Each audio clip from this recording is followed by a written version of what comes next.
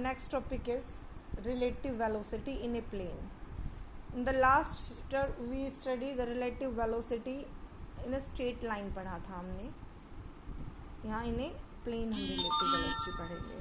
हमने पढ़ा था दोनों यदि पैरेलल और एंटी पैरेलल हों.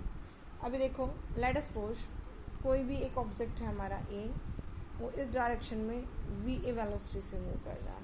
सपोज करो कोई एक और है जो हमारा इस डायरेक्शन में वी बी वेलोसिटी से क्या कर रहा है, मूव कर रहा है. दोनों के बीच का ये एंगल है, मान लो कितना है, थीटा है. क्लियर. हमें मान निकालनी है relative velocity of A with respect to B निकालना है. Relative velocity of A with respect to B, मैंने आपको फार्मूला बताया था कैसे होती है रिलेटिव वेलोसिटी, कैसे निकालते होते हैं हम पहले तो इसको सॉल्व करेंगे. यहाँ पर देखो कैसे निकालते हैं रिलेटिव वेलोसिटी. मैंने आपको मेथड बताया था एक सिंपल, कि जिसके रिस्पेक्ट में निकालनी हो उसको रेस्ट में ले आओगे.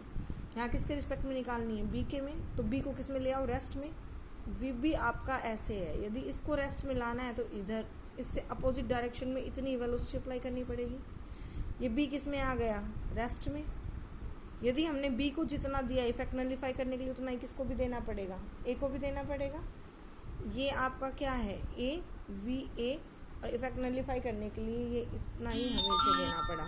ये वी बी डायरेक्शन अपोजिट हुई तो ये माइनस वी बी है, तो इन द सेम वे यहाँ कितना हो गया, ये माइनस वी बी. ये वी ए, ये माइनस वी बी, ये क्या कहलाएगा, relative velocity of A with respect to इन दोनों का जो रिजल्टेंट होगा वो relative velocity of A with respect to B कहलाएगा. सिंपल. हम कैसे लिख सकते हैं इसको, देखो ये हमारी साइड इस तरफ है, ये भी हम ये ऑर्डर सेम मान लें यहाँ पर, तो ये हमारा माइनस वी बी है. तो ये और ये कैसे ऑर्डर में है, सेम में. देखो बेटा ये माइनस वी बी है हमारा, तो ये ट्राइंगल बनी आपकी. ये कैसे ऑर्डर में है, दोनों सेम में, मतलब V A plus minus we B is equal to इस थर्ड के वी ए बी के. मैग्नीट्यूड निकालनी है हम वी ए बी का, तो आपको पता है ये हमने उसमें पढ़ा पैरेललोग्राम. डायगोनल क्या होता है, मैग्नीट्यूड क्या होता है, under the root A square, मतलब वी ए के मैग्नीट्यूड का square plus minus we B vector के मैग्नीट्यूड का square plus 2 we A vector का मैग्नीट्यूड, वी बी वैक्टर का माइनस वी बी वैक्टर का मैग्नीट्यूड, और कॉस ऑफ दोनों के बीच का एंगल. देखो अभी हम यहाँ देख रहे हैं ये एंगल हमारा थीटा था. कितना था ये एंगल, थीटा. ये कंप्लीट एंगल कितना है, 180. तो ये कितना बच गया, 180 माइनस थीटा. तो यानी क्या देख देंगे, कॉस ऑफ 180 माइनस थीटा. मतलब हमारा relative velocity of A with respect to B का magnitude under the root v A का स्क्वायर, ये माइनस हो बेशक पर मैग्नीट्यूड तो पॉजिटिव होगा, और वी बी का square plus 2 we A minus we B का मैग्नीट्यूड भी पॉजिटिव होगा, और cos 180 माइनस थीटा. फिजिक्स में आप मैथ्स में आप नहीं पढ़ा है तो आप पढ़ोगे. cos ऑफ 180 माइनस थीटा आपका सेकंड क्वाड्रेंट होता है, cos नेगेटिव होता है, तो यहाँ माइनस cos थीटा के इक्वल आएगा. ये आ गया under the root v A का स्क्वायर प्लस वी बी का square minus 2 we A v B cos of theta. ये क्या आ गया, हमारा relative velocity of A with respect to B आ गया. नेक्स्ट हम डायरेक्शन की बात करें.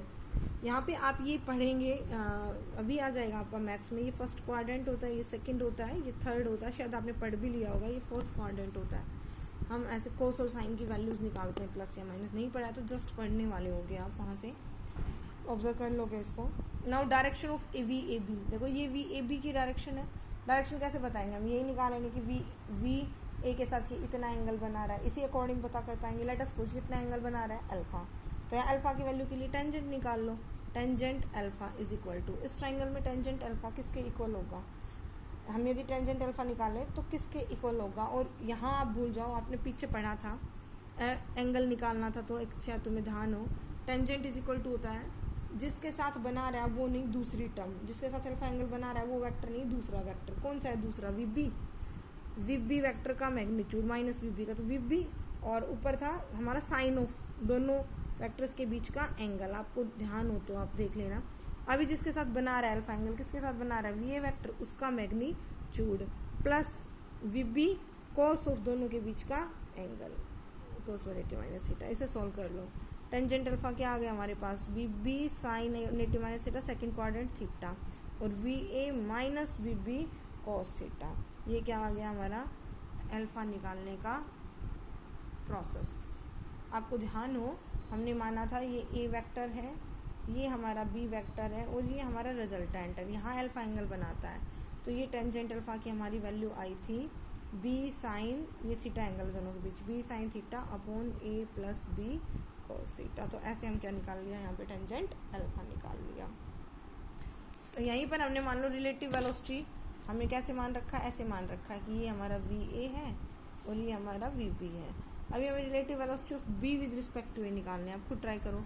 ए को किस में लाएंगे, रेस्ट में। रेस्ट में लाने के लिए इधर वी ए अप्लाई करना पड़ेगा, मतलब माइनस वी ए। तो ये तो रेस्ट में आ गया, पर इसके क्या होगा, इसका इधर कितना है वी बी, और इफेक्ट नलीफाई करने के लिए इधर भी कितना अप्लाई करना पड़ेगा, माइनस वी ए। ये एंगल कितना था, थीटा बता रखा है हमने, तो ये एंगल कितना हो गया 180 माइनस थीटा हो गया। ये यहाँ पे रिजल्टेंट ये होगा। रिजल्टेंट कैसे निकालोगे, relative velocity of B with respect to A is equal to क्या होगा, अंडर द रूट इसके मैग्नीट्यूड का ये सॉरी क्या था आपका V B V A minus V A, इसके मैग्नीट्यूड का स्क्वायर, तो वी बी वेक्टर के मैग्नीट्यूड का square V B square, plus इसके मैग्नीट्यूड का स्क्वायर तो V A square, plus 2va V B, और कोस ऑफ दोनों के बीच का एंगल कितना है, दोनों के बीच का एंगल 180 माइनस थीटा ही, माइनस कोस थीटा ही होगा, अभी बताया था मैंने आपको। इज इक्वल टू क्या हो गया V B square plus V A square minus 2va V B cos theta. क्या निकल गया हमारा, relative velocity of B with respect to A. We can see here कि दोनों मैग्नीट्यूड में कैसे हैं, सेम है। तो ये हमारा है रिलेटिव वेलोसिटी। इससे रिलेटेड एक क्वेश्चन पढ़ते हैं। देखो, ए बस is travelling with the speed of, कोई बस है ट्रैवल कर रही है with speed of toward north. हम डायरेक्शंस मान लेते हैं, लेट अस सपोज हमने नॉर्थ मान लिया, ये साउथ मान लिया, ये ईस्ट मान लिया, ये वेस्ट मान लिया। तो बस is travelling with the speed of 40 kilometre per hour towards north, इधर जा रही है 40 किलोमीटर पर हावर की स्पीड से। अनदर बस is travelling with the speed of 30 towards the east, towards the east की तरफ जा रही है एक बस 30 किलोमीटर पर हावर से। Find the magnitude and direction of velocity of bus P with respect to Q. अभी तो पहले यही निकालो, क्यू को किस में लाओगे, रेस्ट में। तो क्यू कौन सी थी, ये तो 40 वाली तो पी थी आपकी, और ये जो इधर चल रही थी ये क्यू थी। तो क्यू को रेस्ट में लाएंगे तो इधर -30 अप्लाई करना पड़ेगा, तो वो किधर हो गई 40, तो ये हो गया, और -30 ये हो गया किलोमीटर पर आवर, और यहाँ भी किलोमीटर पर आवर। अब इन दोनों का रिजल्टेंट जो कहलाएगा वही relative velocity of P with respect to क्या कहलाएगी, अंडर द रूट 40 का स्क्वायर प्लस 30 का स्क्वायर हो गया। इसे सॉल्व कर लेना, ये relative velocity of P with respect to Q आ गई। अब क्यू की विद रिस्पेक्ट टू पी निकालनी है, तो क्यू किस में ले आओगे, रेस्ट में, और इतनी ही इसी डायरेक्शन में इसमें अप्लाई कर दोगे।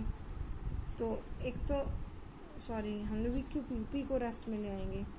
पी कहाँ है हमारा, इधर है पी को रेस्ट में लाने के लिए अपोजिट लानी पड़ेगी 40, तो ये तो 30 था ही, और यहाँ कितना हो जाएगा ये -40, और इनका क्या निकाल दोगे आप, रिजल्टेंट, वही सेम रिजल्टेंट निकलेगा। तो in this way we solve the numericals related to relative velocity.